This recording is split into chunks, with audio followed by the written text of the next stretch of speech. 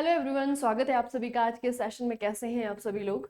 तो सबसे पहले बच्चे आप सभी को बहुत बहुत बधाइयाँ। ये न्यूज़ आप लोगों ने सुन ली होगी कि इस बार का आईसीसी वुमेन्स वर्ल्ड कप हमने जीत लिया है। ठीक है, तो हमारी महिला खिलाड़ियों ने पहली बार आईसीसी का ये टूर्नामेंट अपने नाम किया है।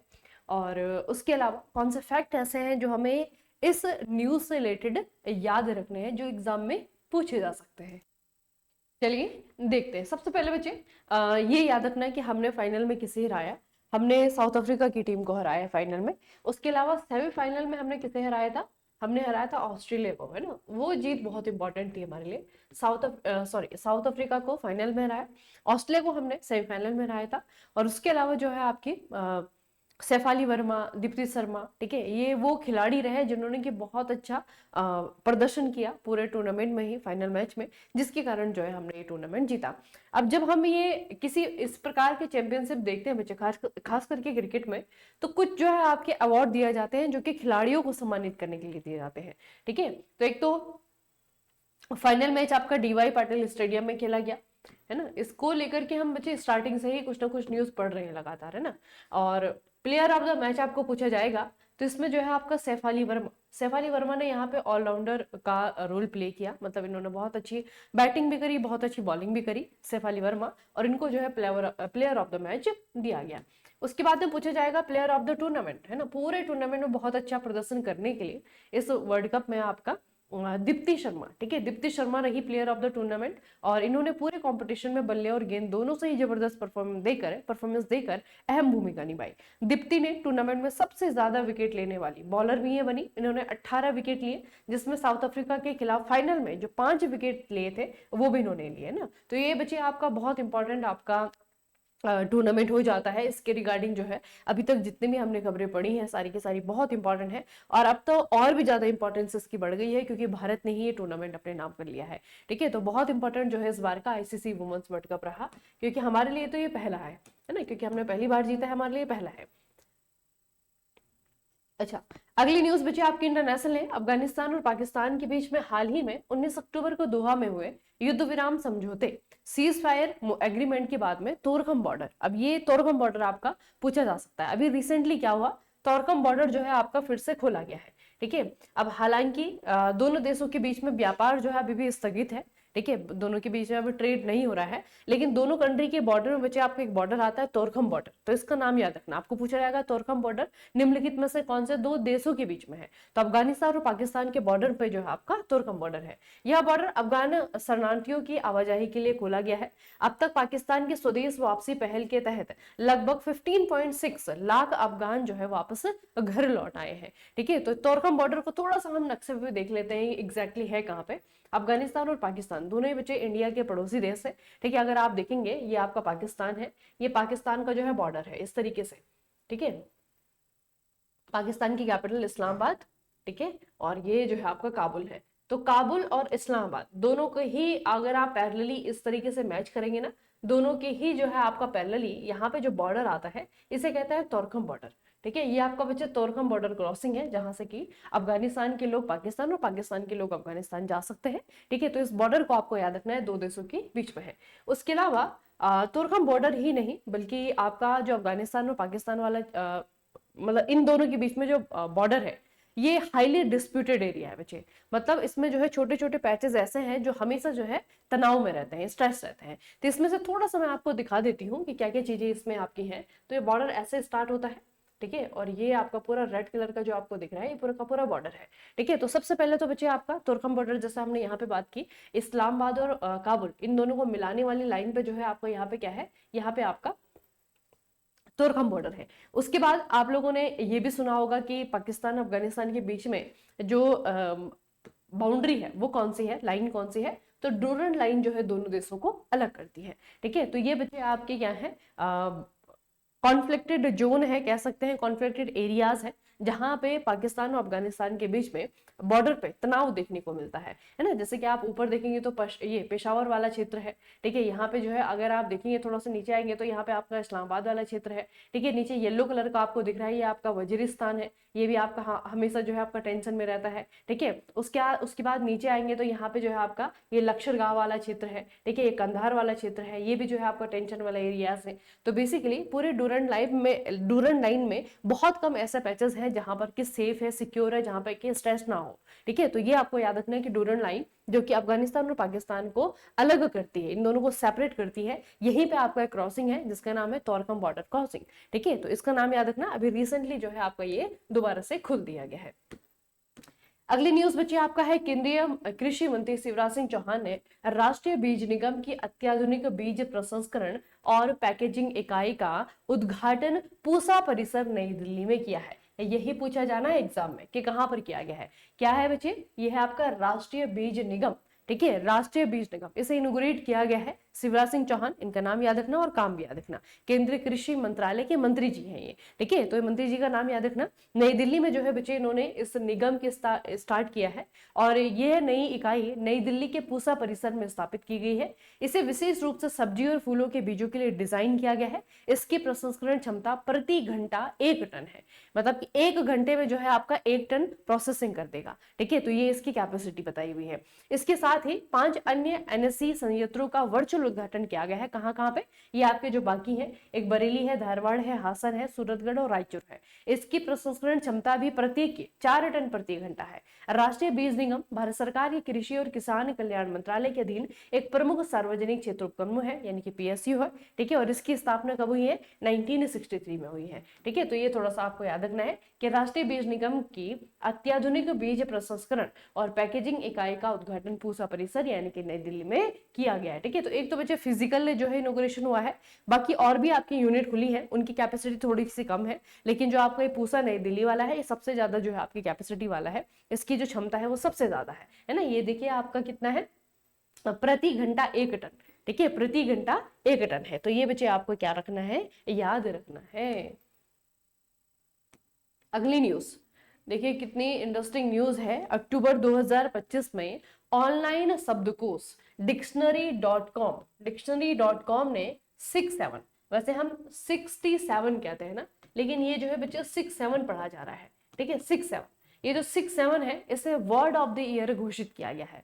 ठीक है, किसने घोषित किया है, डिक्शनरी.com के द्वारा। इसे 67 नहीं है, 67 है इसका प्रोनाउंसिएशन। ठीक है, तो इसे जो है आपका ये घोषित किया गया है। अच्छा, ये शब्द जो है आपका जनरेशन अल्फा के बीच में लोकप्रिय हुआ। आमतौर पर इसे जो है सो या फिर may be this may be that के अर्थ में उपयोग किया जाता है। तो इसका जो शाब्दिक अर्थ है, वैसे कहने में पढ़ने में ये आपका 67 है, लेकिन इसका जो अर्थ है मतलब निकाला जाता है वो है आपका may be this may be that, है ना, या तो ये या तो ये, इस तरीके से। तो ये आपको थोड़ा सा याद रखना है कि ये जो है आपका एक नया शब्द है ना, जो जनरेशन अल्फा है उनके बीच में आपका प्रचलित हुआ शब्द है। अब बच्चे आने वाली जनरेशन है वो जो इस्तेमाल करेंगे वही जो है हमें भी अडॉप्ट करना पड़ेगा, है ना। तो ये जो है आपका डिक्शनरी.com है, इन्होंने इसे वर्ड ऑफ द ईयर घोषित किया है। ठीक है, याद रखना, और मतलब याद रखना, और 67। और ये बेसिकली ये जो शब्द है इसका ओरिजिन क्या है, कहाँ से आया था, तो एनबीए के एक स्टार है, एनबीए स्टार बच्चे बहुत माने जाते हैं कहाँ पे, आपके अमेरिका में, है ना।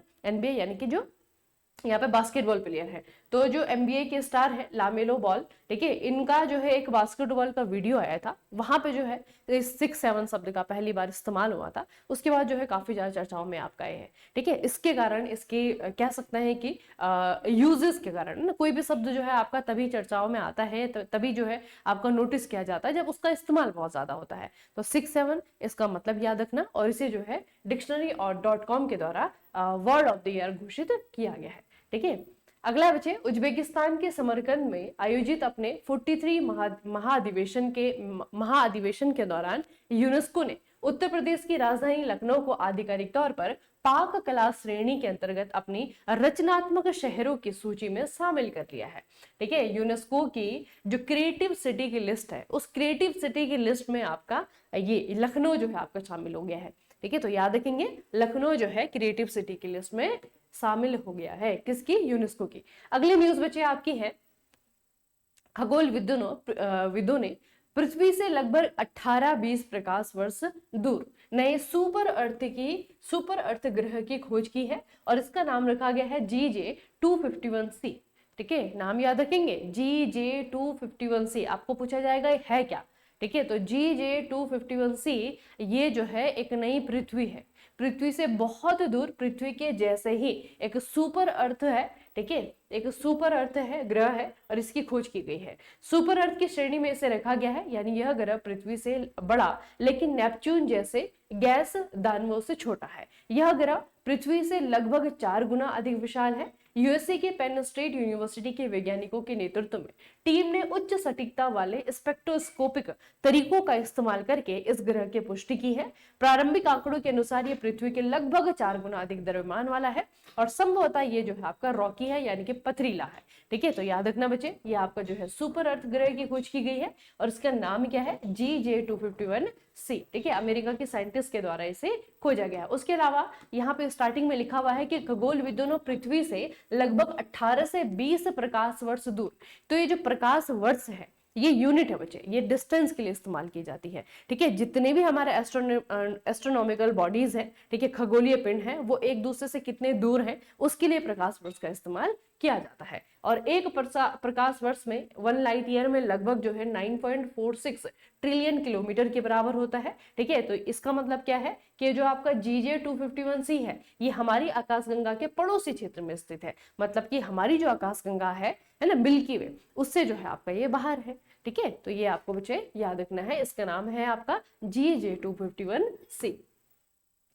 अगली न्यूज आई है आपकी, ये भी इंटरनेशनल न्यूज है। अक्टूबर 2025 में पुरातत्वविदों के द्वारा लगभग 4000 साल पुरानी दिलमुन सभ्यता, ठीक है, ये कांस्य युग की बताई जा रही है। इसका मंदिर फेलाका द्वीप कुवैत खोजा गया है।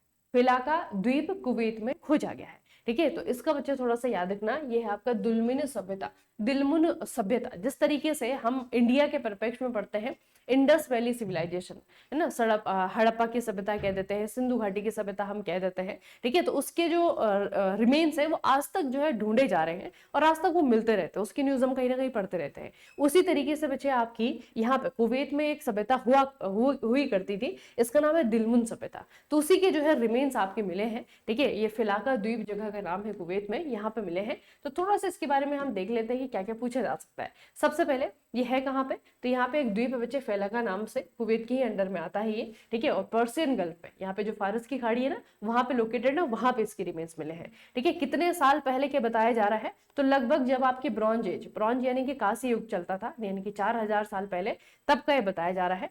स्पेशलिटी क्या है, ये जो आपका मंदिर है ये एक ही स्थल पर पाए गए दूसरे दिलमुन मंदिर के ठीक नीचे स्थित था, जो यह पुष्टि करता है कि एक ही धार्मिक केंद्र पर क्रम से 2 मंदिरों का निर्माण किया गया था। ऐतिहासिक महत्व क्या है, दिलमुन सभ्यता मेसोपोटामिया और सिंधु घाटी सभ्यता के बीच एक प्रमुख व्यापारी केंद्र के रूप में कार्य करती थी और यह खोज फेलाका द्वीप के धार्मिक और प्रशासनिक महत्व को दर्शाती थी। ठीक है, तो बेसिकली इसमें जो है आपका, आप लोगों ने पढ़ा होगा जब हम हिस्ट्री पढ़ते हैं, है ना, इंडियन हिस्ट्री पढ़ते हैं, तो हमने बहुत बार पढ़ा है कि जो सिंधु घाटी सभ्यता के लोग थे वो बहुत ज्यादा ट्रेड करते थे, है ना, उनके पास बहुत ज्यादा सील मिली है। तो वो ट्रेड किससे करते थे, मेसोपोटामिया सभ्यता के लोगों से जो है, मेसोपोटामिया के लोगों से जो है आपका वो क्या करते हैं, ट्रेड करते थे। ठीक है, तो मेसोपोटामिया और इधर आपका जो है इंडस वैली सिविलाइजेशन, है ना, तो दोनों के बीच में जो है कहीं बचे आपका ये है दिलमुन सभ्यता। तो एक तरीके से जो है रुकने का काम करते रहेंगे, ठहरने का काम यहाँ पे करते रहेंगे। ठीक है, और मंदिर मिला है, टेम्पल मिला है, इसका मतलब क्या है कि जो सिंधु घाटी की सभ्यता के जो लोग थे उनका इन्फ्लुएंस भी जो है इस द्वीप पे रहा होगा, तभी तो टेम्पल बना है ना। तो ये बच्चे आपको याद रखना है कि टेम्पल जो है आपका दिलमुन सिविलाइजेशन का मिला है। कहाँ पे, आपको पूछा जाएगा कहाँ पे, तो ये है आपका कुवैत। ठीक है, कुवैत, और कुवैत के ही अंडर में बच्चे आपका पर्शियन गल्फ में एक द्वीप है, इसका नाम है फेलाका, यहाँ पे जो है मंदिर मिला है। ठीक है, तो ये बच्चे आपको याद रखना है। चलिए, तो आज की खबरें बहुत ज्यादा नहीं है, ठीक है, चंद खबरें हैं और चंद खबरों को आपको याद रखना है, ऐसा नहीं कि भूल जाना है। तो सबसे इंपॉर्टेंट, तो सबसे पहली न्यूज है ये बच्चे, ICC women's cricket world cup इस बार जो है हमारी लड़कियों ने, हमारी टीम ने जो है इसे जीत लिया है। ठीक है, उसके लिए बच्चे RRB की क्लासेस स्टार्ट हो चुकी हैं। ठीक है, तो अभी भी बहुत देर नहीं हुई है और अगर अभी आप लोगों ने थोड़ी सी भी ढील दे दी तो इस बार भी जो है एग्जाम आपके हाथों से निकल जाएगा। ठीक है, इसीलिए प्रैक्टिस करना स्टार्ट कर दीजिए, इसीलिए जो है अपने आप को थोड़ा सा अपने कंफर्ट जोन से बाहर पुश करना स्टार्ट कर दीजिए। जब तक कंफर्ट जोन में रहेंगे ना, ठीक है, वो कंफर्ट जोन बचे आपके पास में रहेगा, लेकिन फिर सफलता मिलने की गारंटी नहीं होती है। ठीक है, तो सफलता मिलने की गारंटी तभी है जब अपने आप को लगातार कंफर्ट जोन से पुश करते रहिए, बाहर पुश करते रहिए। ठीक है, अगर आपका पढ़ने के जो घंटे हैं वो पहले 4 थे 5 थे, तो थोड़ा सा उसे बढ़ाइए, क्योंकि आपका कंपटीशन जिन लोगों के साथ में है ना वो बहुत मेहनत कर रहे हैं। ठीक है, हो सकता है आप भी वही हो, लेकिन मेहनत करिए बच्चे, और लगातार जो है अपने आप को पुश करते रहिए। अगर आप लोगों ने सोच लिया है, डिसाइड कर लिया है ना कि इधर ही अपना फ्यूचर बनाना है, ठीक है, तो मैं बार बार कहती हूँ कि क्लियरिटी होना बहुत ज़रूरी है। क्लियरिटी अगर है कि हाँ मुझे यहीं पे कुछ करना है, इसी फील्ड में मुझे जाना है, तो बस जी जान लगा दीजिए, है ना। और ज़्यादा नहीं, ऐसा नहीं कि बहुत लंबे समय तक जो है खींच रहे हैं, प्रिपरेशन को खींच रहे हैं, खींचना नहीं बच्चे। कोशिश करनी है कि छोटे समय में हम एक बार में ही जो है आपका बहुत ज़्यादा मेहनत करें, अच्छे से मेहनत करें, और इसी में जो है आपका रिजल्ट आ जाए। ठीक है, तो इस तरीके से जो है लगना है आपको, और आज से ही स्टार्ट कर दीजिए। क्लासेस स्टार्ट हो चुकी हैं, ठीक है, मॉर्निंग में जो है आपकी क्लासेस स्टार्ट हैं, और इस तरीके से मैं स्टार्ट कर रही हूँ कि जो पुराने बच्चे हैं वो भी जो है इसका फ़ायदा उठा सके, जो नए बच्चे हैं वो भी इसका फ़ायदा उठा सके। ठीक है, तो सबसे पहले पीवाईक्यू एनालिसिस हो रहा है। ठीक है, पीवाईक्यू एनालिसिस को देखिए बच्चे आप लोग। ठीक है, आपको इंपॉर्टेंट टॉपिक मिलेंगे, आपकी जो चीज़ें हमने पढ़ी हुई हैं बहुत बार वो जो है आपकी रिवाइज होंगी, उनमें कोई चीज़ जो है नया अपडेट होगा। ठीक है, क्योंकि क्वेश्चन किस तरीके से पूछा जा रहा है आप लोग देख रहे हैं अभी, है ना, टॉपिक वही है, बस उसी से जो है आपका घुमा फिरा करके इधर उधर से जो है क्वेश्चन बन जा रहा है। और अगर आप उसे सर्च करने जाएंगे तो वो रिपीटेड भी नहीं है ना, रिपीटेड टॉपिक रिपीटेड है, लेकिन उस टॉपिक से कहाँ से कौन सी इन्फॉर्मेशन से क्वेश्चन बन जाए ये जो है आपका हमें नहीं मालूम है। तो पूरा का पूरा जो है AIBS अभी क्वेश्चन पेपर हो रहे हैं, कोशिश हम भी वही कर रहे हैं कि आपके लिए थोड़ा सा पहले जो कंटेंट आपको दे वो भी इसी तरीके का हो। ठीक है, किसी एक पर्टिकुलर बुक पे ना हम डिपेंड हो, ठीक है, पर्टिकुलर सोर्स पे डिपेंड ना हो, हम पूरे वेब में जितनी भी इन्फॉर्मेशन है उस पर्टिकुलर टॉपिक के रिगार्डिंग ना जितना आपको प्रोवाइड किया जा सकता है, आपके एग्जाम के लिए जितना इंपॉर्टेंट हो सकता है वो आपको देने की कोशिश कर रहे हैं। ठीक है, तो क्लास को जो कंटेंट दिया जा रहा है, क्लासेस दी जा रही है, उनका बेनिफिट उठाइए। ठीक है, और अच्छे से जो है प्रिपरेशन करिए, और फिर जो है आज से शायद 6 महीने बाद जो है आपका CBT 1 का रिजल्ट आ जाएगा, तो उसमें जो है बच्चे आपका नाम होना चाहिए, अच्छे नंबरों के साथ में आपका CBT 1 क्लियर होना चाहिए। ठीक है, चलिए फिर आज के सेशन को यहीं पर समाप्त करते हैं, मिलेंगे फिर कल के सेशन में। तब तक के लिए पढ़ते रहिए, बढ़ते रहिए, अपना खूब सारा ख्याल रखिएगा। आप सभी का बहुत बहुत धन्यवाद।